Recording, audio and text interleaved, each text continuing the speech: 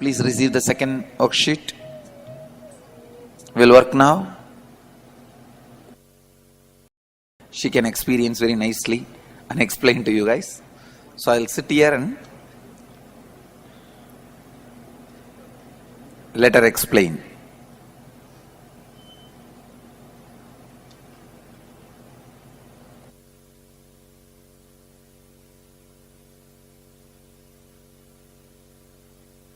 Because I was so strong from the beginning in my consciousness, I never allowed anybody to put me in guilt. I only put them in guilt.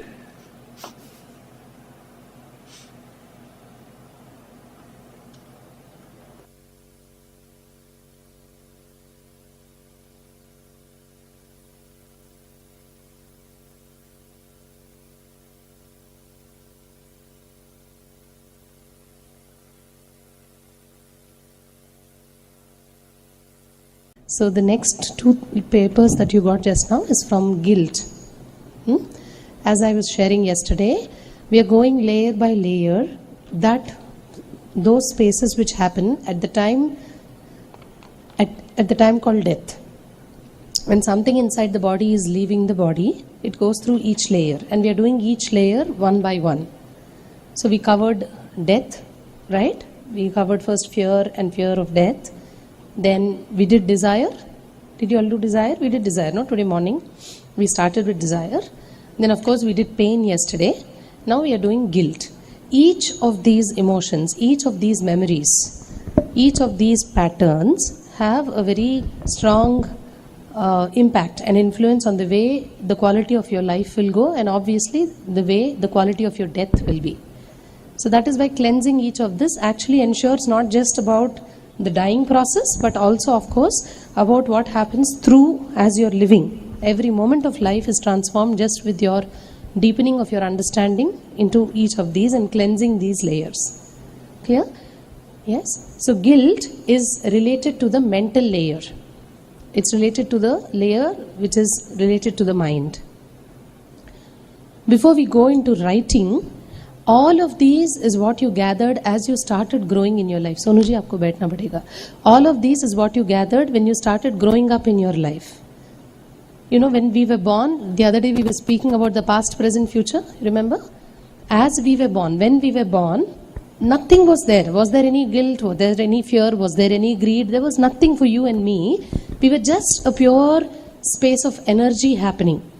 Maybe probably till a few months old or a year old, or for some of us 2 years old, right? Till what happened in us?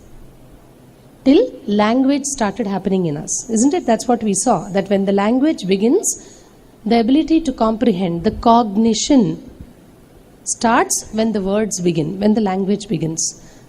That only is what we also call as the mind. Your thinking faculty, applying that and responding to life happens when language happens. Now, as language is happening and as life is moving, there are moments when suddenly and in some vulnerable point in time, when you were not ready or prepared or you didn't know why it happened the way it happened, you know, there was a point which hits you, which kind of becomes that moment where you say something is wrong here.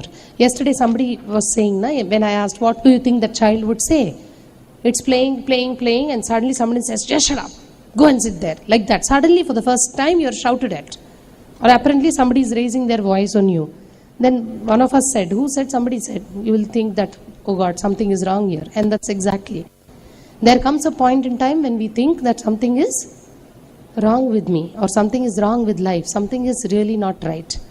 And that's the phase typically when language has already begun in you. So you will define that as something not so good is happening. Do you get this? And that becomes the fundamental basis of many things in your life which you will start defining as bad, which you will start defining as not so right. Are we getting this? As human beings, our existence is inside of a very fixed net. You know, it's like a fence inside of which I live my life. What are the corners of that fence? What do you think is there that binds me? What is that fence? Not in terms of the emotions. Those are all emotions, right? Fear, greed. But all of that is inside a racket, is inside a fence. a boundary that's fenced around me, and that is what I am bound by the way. You know what they are? They are these so-called, stoppers that's there in you in terms of language. Is this good? Is this bad? Is this right? Is this wrong? How do I benefit out of this? Why is she talking like this? Who is he? It is like a never-ending loop of judgments that are there in you any moment in life. If you see anything, if you're living life, you never have a pure listening to life. This is the filter inside of which you're receiving life. Is this in this class we spoke about the filters? There are okay, there's somewhere else we spoke about it. Okay. So it's basically like this. If you have a tea, the process of making tea? When you pour the tea, you use a filter, right? And it filters out, isn't it? And what the leaves and all that is left on the filter. In life also, we have filters. Filters inside of which life gets into you. Means what is happening on the surface, what is there in the filter? Lot of life is getting filtered out. You actually miss life in the process of using that filter and receiving life. And the filters that we insert inside ourselves is all these things. Something is not right here. What do I get if I do this? Is he right? Is he wrong? This is how it should be. This is not how it should not be. I don't agree with this. I think he has some vested interest in this. That continuous chatter, the inner chatter that we call, is on. And it is continuously, not just randomly on. It's not that, it just says something and keeps quiet. It very, very strongly has its hold on you, telling you each moment, this is right, this is wrong, this is how it should be, this is not how it should be, I don't agree with this, I disagree with this. All these things. And those are the filters that are inserted inside you and me through which we receive life. So what we'll do, especially in the aspect of guilt, we'll go and look at what are all the various instances, points in life where we kind of got into an experience of guilt. That is what the whole guilt process is about. Are we getting this? At one level, we have guilts related to our own bodies. Sex, as we understand it in the society, is a big taboo. In so many societies, they don't discuss about it openly. It's actually looking at it like a taboo and not discussing and hiding it itself is a big abuse. And inside of that, what happens is the next generation thinks that it is something they should not be talking openly, and they talk behind the curtain, and all the abuses, all the perversions that exist in the area and field of sex are a direct proportionate to the unconscious behavior of human beings. Otherwise, if you see, from a pure conscious awareness perspective, sex is nothing but an energy. Yes or no? It's just an energy that's available like so many other energies that are there. Isn't it? Talking is an energy. But you don't refrain from talking. You talk all the time. Sex is also an energy like that. It's a natural energy available in this miracle called your body. But unfortunately, because of the unawareness and unconscious society, sex becomes a big, huge tool for people to get, unfortunately, for people to get more unconscious, for the younger generation to get misled, and to result in so many ways, crime, abuse. So much is related around sex. So on the first sheet, you will be actually looking at those aspects of your life. So much of your guilt, emotion and experience is related to sex.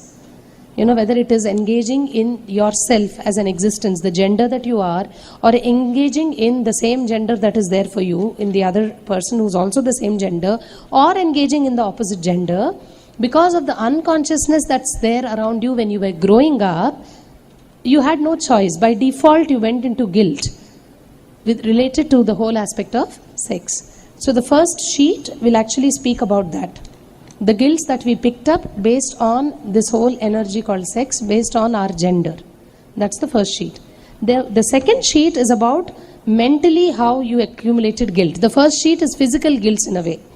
Physically, so many of us hate our bodies. We hate another's body and so many things around it. The second sheet is more of a mental process. Mentally, how I got into the guilt pattern, as I was sharing, between ages, let's say 1 and 6 or 3 to 6, the very early childhood, There have been incidents in your life where you were not prepared. One fine sudden day something happens and you just got into the guilt, oh God, something is wrong here. Something is wrong with me. Because for a child who's 3, who's 4, who's 5, there is no life and there is no me separately. For a child, life and me is the same. So when something wrong is going out there, the child instantly understands, oh, I am wrong. Something is wrong with me. Do you get this? So if there is a child whose parents are fighting in the house, beating each other, the child will just think, something is wrong with me, that this is happening, like that. And that's a very strong guilt the child begins carrying inside. So this second sheet is going, again into those different age groups, inside which we acquired so many guilts.